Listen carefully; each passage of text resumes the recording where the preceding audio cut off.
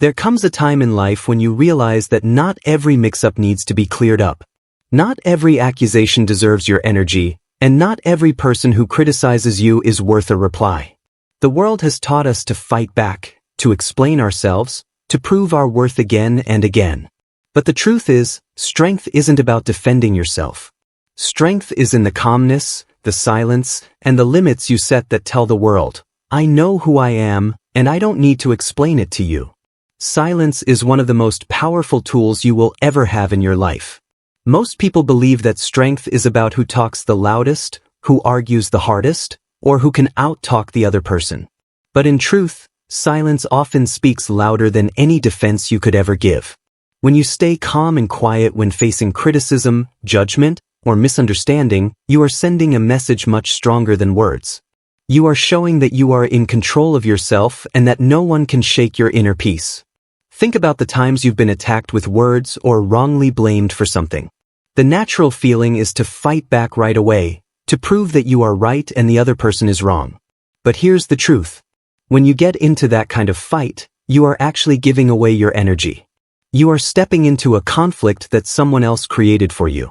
They pulled you in, and now your peace belongs to them.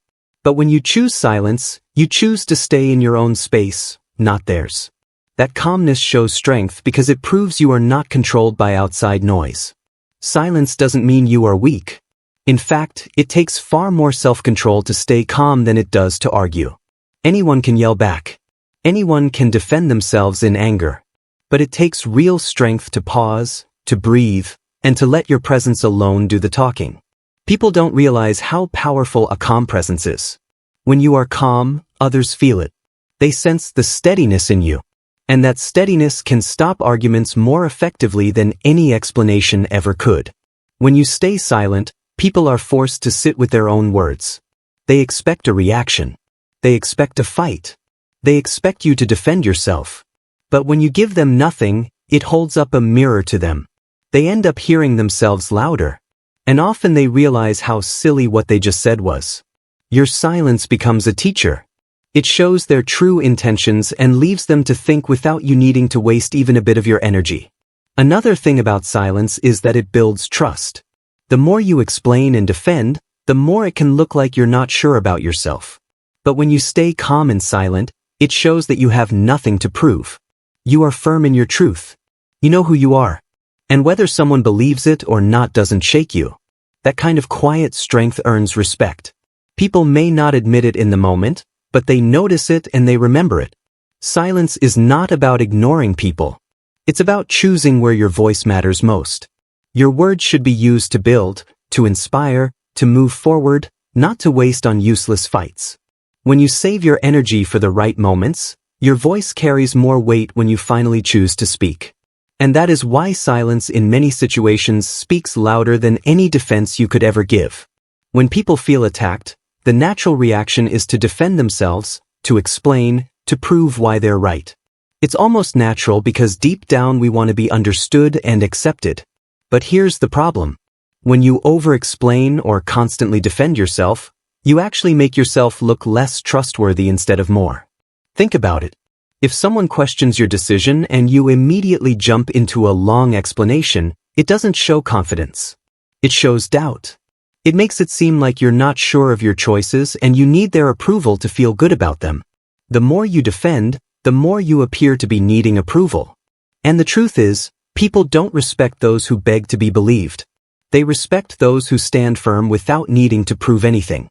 Imagine two people blamed for the same thing. One spends 10 minutes explaining every detail, sounding emotional, trying very hard to convince everyone they are innocent. The other simply says, I know the truth and I'm not going to argue about it, and then moves forward with their actions. Who do you think looks stronger? The one who defended endlessly or the one who stayed calm and wasn't bothered? The answer is clear. Confidence doesn't scream. It doesn't beg. And it doesn't explain itself over and over. Confidence is quiet, firm, and sure of itself. The danger with being overly defensive is that you start to teach people to question you more. The more you defend yourself, the more you invite others to believe that there's something to question in the first place. It's like when someone says, I didn't do it, I swear, you have to believe me. Even if they're telling the truth, the strong way they defend themselves makes people wonder if they're actually hiding something. On the other hand, when someone replies with calm certainty, "Believe what you want, I know my truth," it shuts down the argument before it grows. Their calmness becomes their evidence. Life will always throw criticism your way at work, in relationships, even from strangers. If every time you defend yourself you use up energy, you'll end up tired and still not fully convincing anyone. People's opinions change not because of your explanations, but because of what they consistently see in your actions. That's why the most powerful way is to stop wasting time proving and start focusing on living. Show them through your results. Show them through your growth. Show them through your self-control. Silence backed by results is louder than 1,000 defensive words. So the next time you feel the urge to defend yourself, pause. Ask yourself, do I really need to prove myself here? Or will my calmness and steady actions speak louder? When you choose calm strength over being defensive, you don't just protect your trust, you make it better. You show that you trust yourself so much that no one's opinion can shake you. And that is the kind of presence people remember. Boundaries are the invisible lines that decide how we let others treat us. When you don't set them, you give people silent permission to push, to take, and to cross the line. When you do set them, you send a clear message. This is where I end and this is where you begin. Boundaries are not selfish. They are necessary. They are not walls that keep people out. They are doors that decide who gets in and how far they are allowed to go. The truth is people will only treat you according to the standards you set. If you accept disrespect, it becomes normal. If you accept being interrupted, ignored, or undervalued, that becomes the way others will act. But when you set clear, calm boundaries, you teach others that your time, your energy, and your presence have worth. Think of boundaries as a deal you quietly make with the world. Every time you allow someone to talk over you without stopping them, you've signed a deal saying, "It's okay to silence me." Every time you put up with lateness, excuses, or broken promises without saying anything, you've signed a deal saying my time isn't important. But when you calmly say no, when you hold someone responsible, when you refuse to be a part of bad habits, you are writing a different deal. I am worthy of respect, and this is how I expect to be treated. Boundaries also protect your emotional energy. Without them, you will find yourself tired, angry, and always explaining yourself to people who never truly listen. But with them, you become stronger, more centered, and more focused on what matters. You stop living by reacting, always trying to fix problems, and you start living with a purpose, making space for relationships that honor who you are.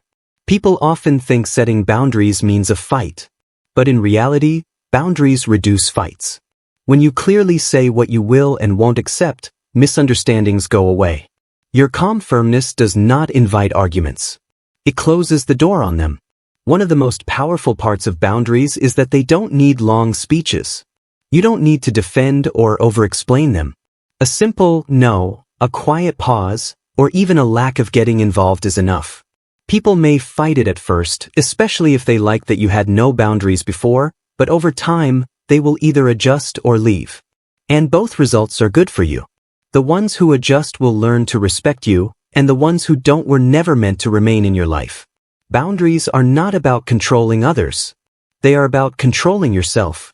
You can't make people kinder, but you can refuse to put up with cruelty. You can't make people respect your time, but you can stop giving it to those who waste it. You can't make people speak the truth, but you can choose to walk away from lies.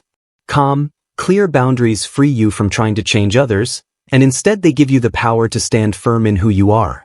That is why they are not up for negotiation.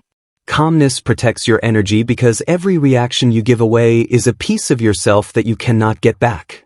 Life will always place you in situations where people push your buttons, test your patience, or challenge who you are.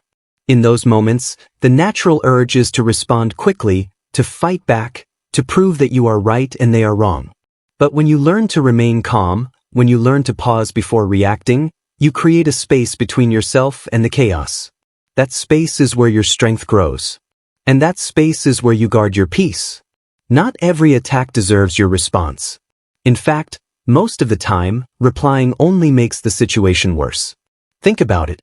When someone tries to make you angry, Their power doesn't come from what they said. It comes from how you react. If you blow up, if you defend, if you argue, you are giving away your control. But if you stay calm, you are showing them that their words have no power over your inner world. Calmness isn't weakness.